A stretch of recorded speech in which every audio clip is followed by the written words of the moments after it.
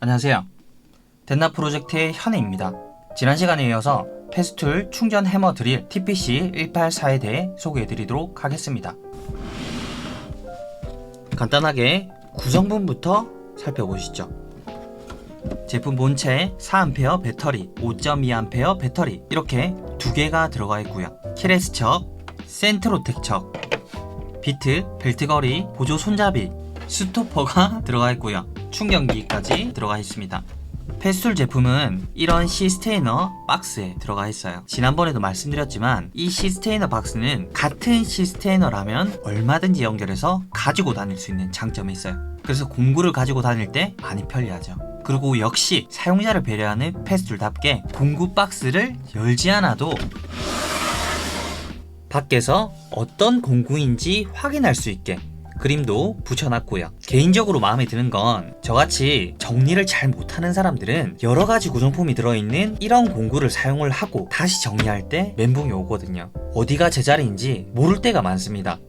그런데 시스테이너 안쪽에 이렇게 정리할 수 있는 그림이 그려져 있어서 정리하는데도 걱정이 없습니다. 이런 건 페스툴 말고는 저는 본 적이 없어요. 이 제품의 간단한 스펙을 알려드리자면 무브와 회전수 3600rpm, 분당 타격수 57600bpm, 최대 토크는 75Nm라고 해요. 사실 공구 매니아가 아니면 이 수치만 듣고 어느 정도 급인지 잘 모르실 거예요. 그래서 내가 취급하는 작업에 적합한 스펙을 가지고 있는지를 알기 위해서는 최대 타공 치수를 살펴보면 돼요. 목재는 70mm, 철재는 13mm, 콘크리트는 10mm입니다. 이건 깊이가 아니고 폭이에요. 예를 들어서 콘크리트에 10mm 칼블럭이나 앙카를 사용해야 된다고 하면 이 제품으로 가능하다는 얘기겠죠.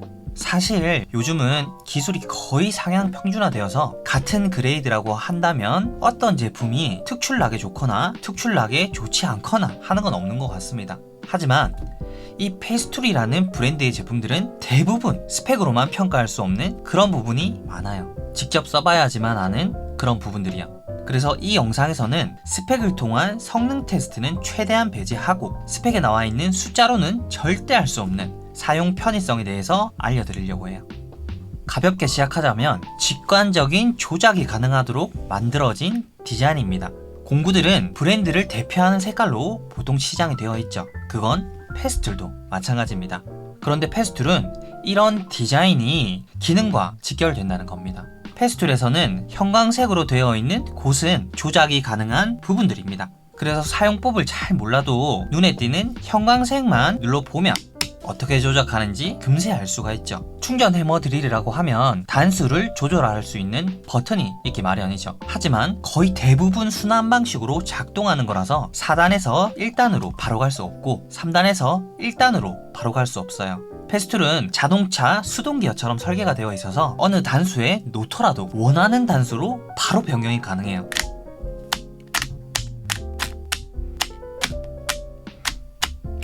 또 구석진 곳에서 드릴링을 하다 보면 내가 작업을 하기 위해서 표시해 놓은 부분이 잘 안 보일 때가 많습니다. 어두워서요. 그럴 때 사용하라고 브랜드에서 달아준 LED라는 게 있죠. 그런데 그 LED가 사실 실용이 없는 경우가 많아요. 하지만 이 제품은 LED가 본체 아래쪽에서 비춰주기 때문에 작업에 많은 도움을 줍니다.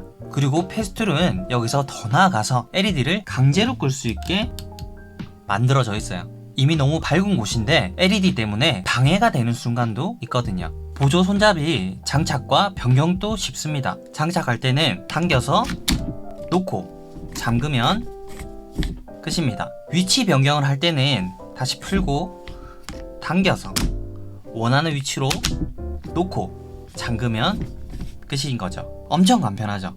제가 만들고 있는 공구 영상 시리즈는 사실 공구 병아리들을 위한 영상이기 때문에 덧붙이고 싶은 내용이 있어요. 이 보조 손잡이 어떨 때 사용하는지 궁금하신 분들도 많으실 겁니다. 바로 두 손으로 작업을 해야 될 때 쓰이는 손잡이입니다. 한 손은 본체를 잡고 나머지 한 손은 보조 손잡이를 잡으면 힘을 나눠서 쓸 수 있으니까 좋죠.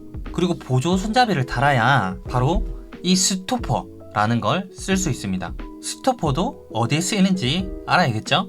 예를 들어 6mm 두께의 100mm 길이를 가진 칼블럭을 콘크리트에 설치를 해야 된다고 하면 딱 그 수치만큼만 타공을 해야 되겠죠. 이럴 때 스토퍼를 사용합니다. 이 스토퍼를 사용을 하면 드릴머리에서 칼블럭의 길이만큼만 타공할 수 있도록 이 스토퍼가 강제로 제어를 해줍니다. 페스툴은 사용자 안전을 최우선적으로 생각하는 기업이라고 말씀드린 적이 있죠.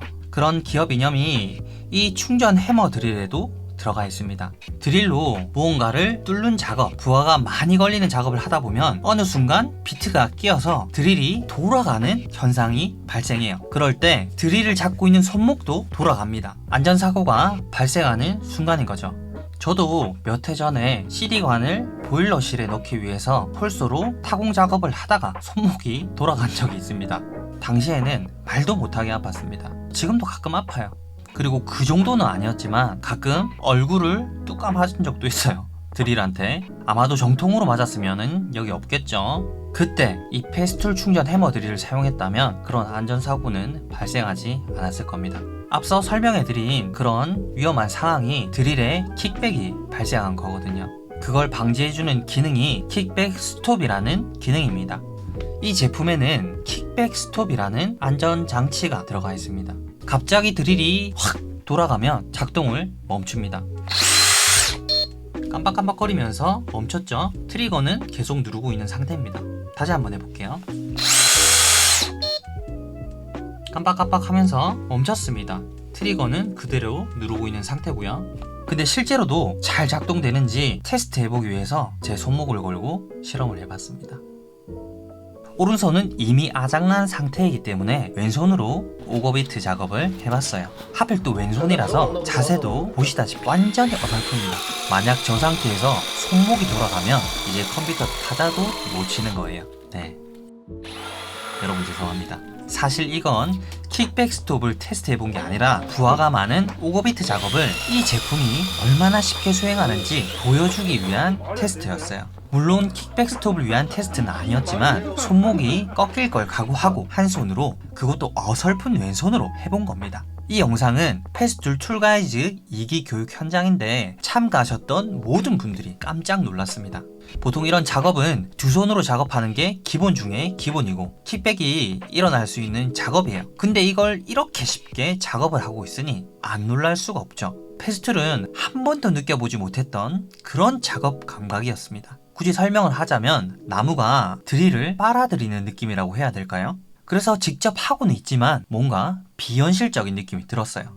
이런 게 바로 제가 말씀드린 스펙으로는 절대 알 수 없는 부분들입니다. 조금 이야기가 샜지만 아무튼 안전사고는 진짜 눈 깜짝할 새에 찾아옵니다. 다들 드릴은 비교적 제일 안전한 공구라고 생각을 하는데 안전수칙을 지키지 않거나 방심하면 크게 다칠 수도 있는 공구예요. 페스툴이 타 공구에 비해 가격은 있지만 내 신체적 안전과 맞바꾼다고 생각하면 절대 비싼 가격은 아니라고 봐요. 그리고 가격만큼 돈값 하는 페스툴만의 서비스도 있잖아요. 배터리든 소모성 부품이든 그 모든 수리를 36개월 무상으로 다 해주는 서비스. 도난이든 분실이든 자기 부담금 17만원만 내면 36개월 동안 새 걸로 주는 도난 보험 서비스. 제품 단종 이후에도 10년간 수리 부품 공급을 보장해주는 서비스. 구입하고 15일 동안 사용하고 마음에 안 들면 전액 환불해주는 체험 서비스.